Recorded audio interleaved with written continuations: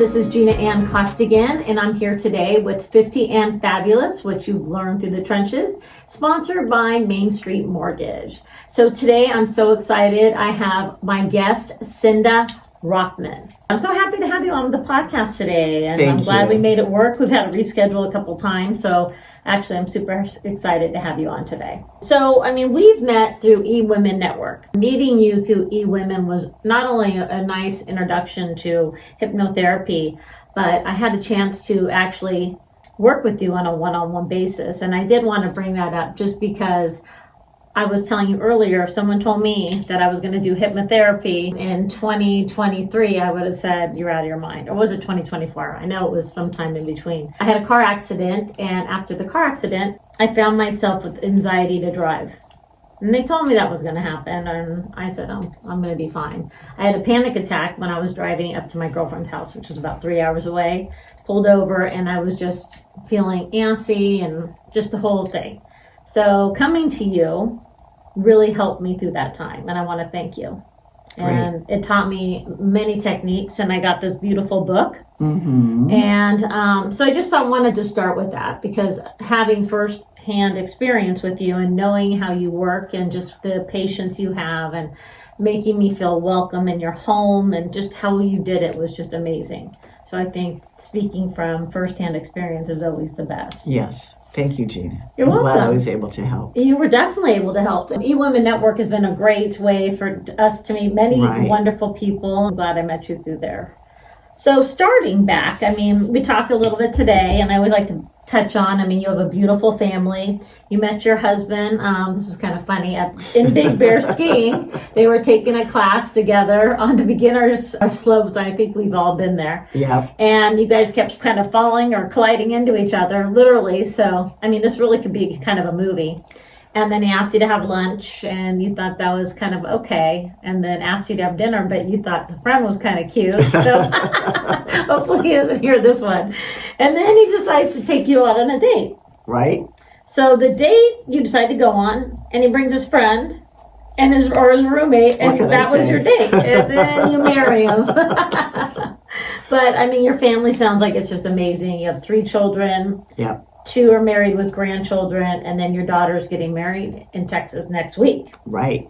So, going back for all that, and that starting on the bunny slopes and Big Bear, that's a great story in itself. Well, he did tell me after we'd been married for a year or 2 that he kept positioning himself below me on purpose. Oh, okay. So he was trying. Which I didn't know. Yes, yeah, so he was trying. He had an ulterior motive all along. I was going to say that sometimes that happens. So, sometimes, him just kind of following on the bunny slopes, right? So you have some amazing experience. You were definitely trained counselor at the AGU Wagner program, professional certified clinical hypnotherapist, HMI college, affirmations expert, and a professional author who uses hypnosis, counseling, and complementary techniques to help her clients improve their lives by making desired changes in their thoughts and behavior. Ooh, that's a mouthful in itself. Tell me a little bit about how you got into this. Well, I had always wanted to be a counselor or a therapist. And that's what I went to school to be at UCSB.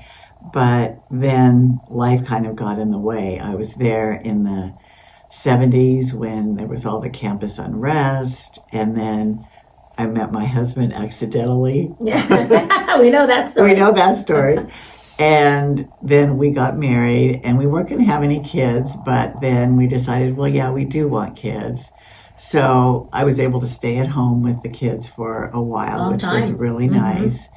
And, I was really okay with wanting to be a counselor on the back burner, but I kind of always enjoyed helping my friends, helping my family when I could. And I know your personality and your mannerisms and the way you address people and the way you speak even it's just a comforting feeling. So I can see that. Definitely. Yeah, I appreciate that. Sure.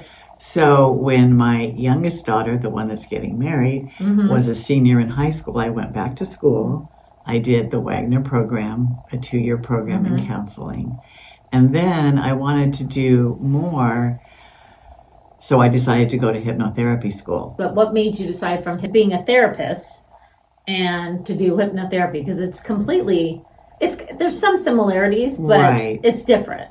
Well, the program I was in was actually a program to train volunteers for the community. Oh, okay. So after that program, I would have had to then go to more school to become a therapist. Okay, yeah. So while the information that I learned I use in my hypnotherapy practice, I'm not technically a trained therapist, Right. which is a distinction. So one of the other women that had been in the program with me did go to hypnotherapy school and become a hypnotherapist. And I thought, oh, that might be something worth exploring. So I went and took their intro class, which is like 4 sessions to see, if you like it. Mm-hmm. And I loved it. And I'd actually been to a hypnotherapist years before for weight management. Okay. So I knew a little bit about hypnotherapy, and HMI happens to be right in the valley, like 15 minutes from my house. So it was definitely very convenient. Yeah.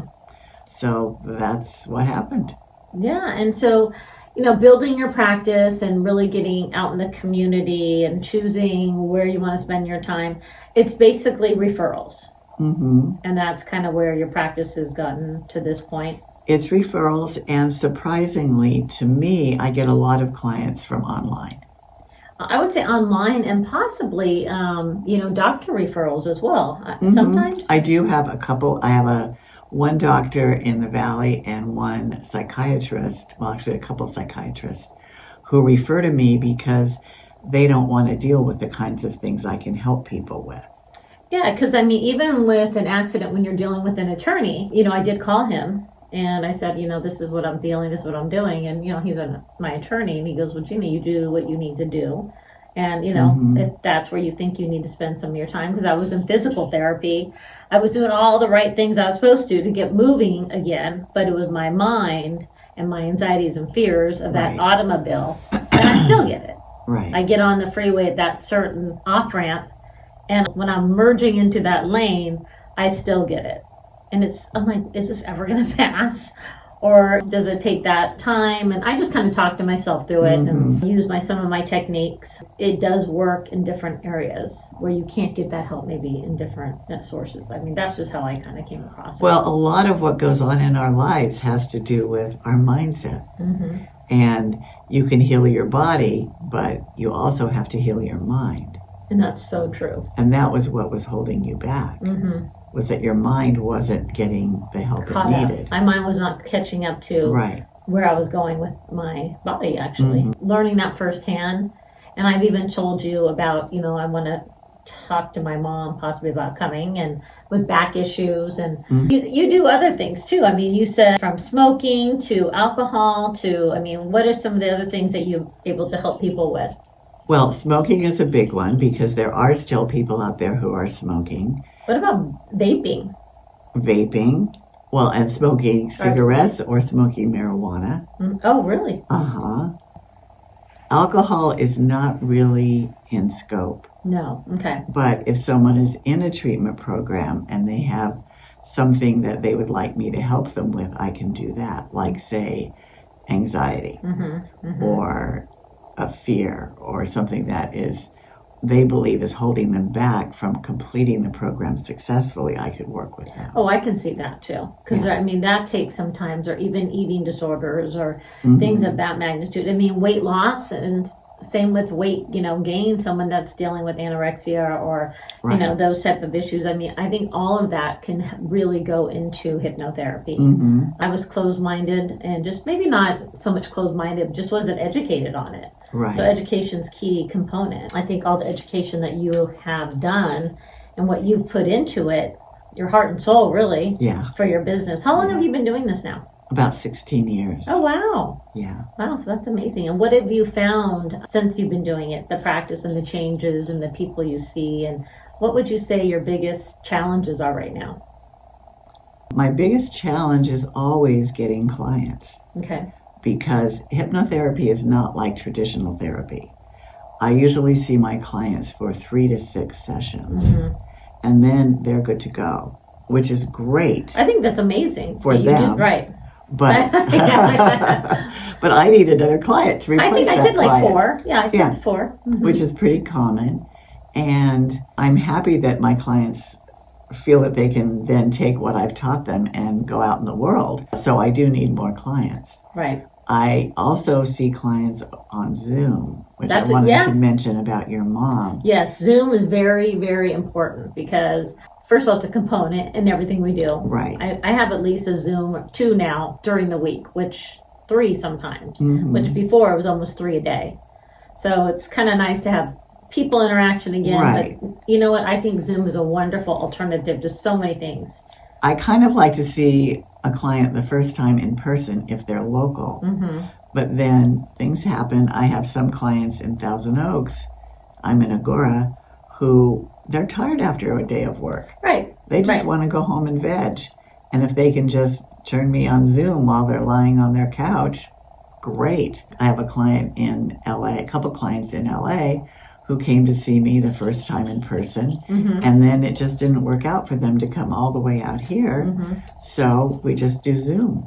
And I can see that because I think now looking back, I would go to you usually around my lunch hour and you're about all of 8 minutes from me. Right. But I was so relaxed when I came back. I was like, I should have done this at the end of my business day because I was tired, I was relaxed, and it was hard for me to come back into a busy, into the office, that pace. Well, my brain was kind of like, all right, I'm going the other way. I'm going to write my book. And I want to. So you have this beautiful book that I know you give your clients. So tell me a little bit about why you chose it, what it's for, and just kind of the meaning behind it. Well, this is actually the second version of my book, The New Power in Affirmations. And I wrote it because I wanted to share how important affirmations are with people who weren't my clients. But I end up primarily using it for my clients. It talks a little bit about my story and then what affirmations are and how they work. And then it's basically a journal where my clients write their affirmations every night within 30 minutes of going to sleep, because 30 minutes at night and 30 minutes in the morning, you have access to your subconscious. So why not go in there and do something positive? Right. And then I also have a page for them to write what they're grateful for. And I love that. I did both. What we found is that people who are grateful are happier. Yes. And that's what this is all about. Definitely. And I think if you just take the time to do it, because it was like at the end of the day, when I'm at home and I walk up the stairs and I'm, getting prepared for bed, I was like, I'd look at it, I'm like, but then I would do it. And then you taught me how to do some sleep techniques too, because I was having a really hard time sleeping. And I was like, oh, wow, it's kind of working. And I'm always grateful for things. I feel that I'm blessed with a family and my beautiful daughters and having a career that I've enjoyed throughout the years. But there are hard times and challenges during that time. So even thinking outside the box of what you're grateful for. And it could be as simple as walking up the stairs without pain today. Or I was able to actually get a good night's sleep. Taking it down to a smaller day-to-day function was really something that I was able to implement. Once again, I was so grateful to learning new techniques that I would have not even thought about 2 years ago. I don't think we always realize that our minds are the one thing that we do have control over. You can't control that you have to go upstairs every night to get to your house, but you can control how you feel about those stairs. You can control how you feel about getting a good night's sleep. And interestingly enough, insomnia is one of the big things I'm seeing people for right now. Sure. My clients seem to come in waves. And right now I seem to have a wave of insomnia. Yeah. Isn't that's so interesting to me? Yeah. It's the uncertainty right now. It's where we're at. Day to day, I feel the same way. It's like when I get a good night's sleep, I'm really excited because I feel incredible. Last week, it was one night I'd got an awful night's sleep the day before, and I never am sitting here going, oh my gosh, I just need a pillow and go lay on the couch in my office. But it was Friday, and I was a zombie all day. But the Friday night, I passed out, and Saturday, I was like a machine, So yeah, I just sleep is very important. I love sleep now, and I'm getting older, and as I'm thinking, I'm like, sleep is so important to me. Yeah. Whereas other things are more important. Like I could have pushed myself Friday to do something Friday night because I was invited to go do something, and I said, no, I'm not doing that. Right. I'm beat up, You're going to go home and you're going to relax. And I was out and I truly enjoyed it. But sleep is it's really important. And I think right now with what's going on with, the uncertainty of everything, that I can see that. I read a lot about your past and what you went through. And I mean, I would just think that you just are such a strong woman, and everything that you endured growing up, and you turned that into such a positive thing in helping people. And a lot of people would have gone the other direction. And I just want to say, I mean, everything you went through and probably led you to helping people. And well, as I said in the beginning of my book, that kind of was partly why I went into being a counselor slash hypnotherapist, even though I'm not a counselor. But right. I wanted people to have a place where they could go and really have someone listen to them. Right. And I don't think we have enough of that in our world right now. I think you are absolutely right. And your calmness and your demeanor and just that one-on-one therapy or the one-on-one hypnotherapy, I just think it's such an important part of your treatment. If you're getting treatment for back or whatever it may be, PT, or you're seeing chiropractor, your doctors include this in your self-care. And I think it's really important. I think we're going to go ahead and wrap that up on that note. And Cinda, thank you so much for coming. You're just a blessing in our community. And I truly, I'm valued, and I'm valued that I got to meet you and have such a wonderful experience with you. Thank you, Gina. You're welcome. Thank you.